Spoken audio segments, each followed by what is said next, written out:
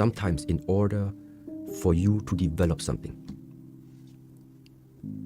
some type of experience, some type of situations are necessary. So that means this idea of sometimes it needs something really, really emotional that triggers you inside. Then a change comes. Sometimes it's exactly what makes you cry, exactly what makes you confront yourself and what is super uncomfortable. Exactly these moments sometimes are the ones you should be thankful for, because they carry the potential to unlock something very, very fundamental inside of you. Let's say like this. Yeah?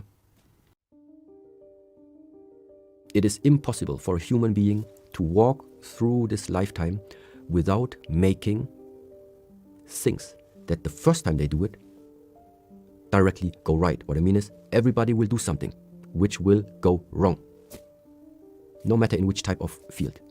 But after it went wrong the first time, the question is, how are you going to continue? If you are starting to be wise, intelligent, you are observing the situation. Why did you make it wrong? What was the mistake? What went wrong in it?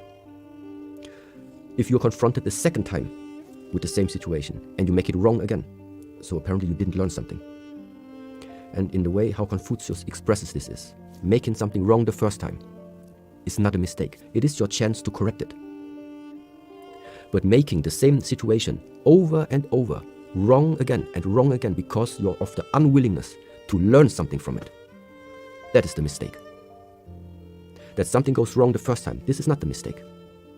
If you don't learn from it, if you don't observe the situation, take the knowledge out in order to make a better outcome for the future, if this is not your trial, if this is not what you're aiming for, then it's a mistake. So in a way, it is the same that nowadays we are already expressing with the term of, that's why you need challenges. You will fail definitely a few times. The question is, what will you take out of these failures? And in the way of people, for example, yes, it can happen that you made in the past, took some decisions, took some actions that have shaped your present life right now and also will have an impact on the future. But we cannot undo the past. Therefore, the question is, what will you take out of this lesson that you have? You did one thing wrong in the past. Now it's following you your whole life long. First conclusion is, I need to better take care about what I am involving in. Message number one.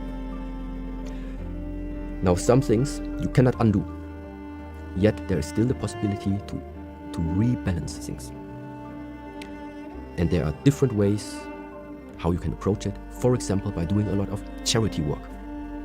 You did wrong to many people in the past.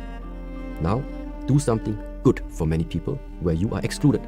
Let's say, charity work. Invest some of your time to take care of people that they can benefit from your work energy, let's say. These are very practical ways that in our tradition we also sometimes make use of.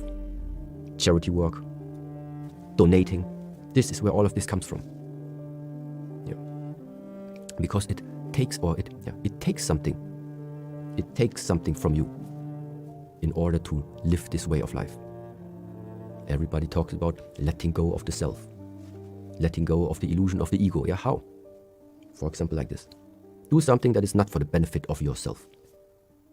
Invest your lifetime, a few hours, a few days, every week, every month, and do something where other people are benefiting from your work. This is what I think is a practical way how that maybe guilt that some people still feel nowadays can be reduced. Before you were taking, now it's time to give. When things are rebalanced, then you can continue on another path again. But before anyone continues, you need to rebalance. You want to know what is spiritual. You don't approach spirituality. You want to know what is spiritual, figure out what is the physical. Then you will get to there. You want to know what is like left. Don't approach left. Figure out what is right. Yeah? And in such way, this is also like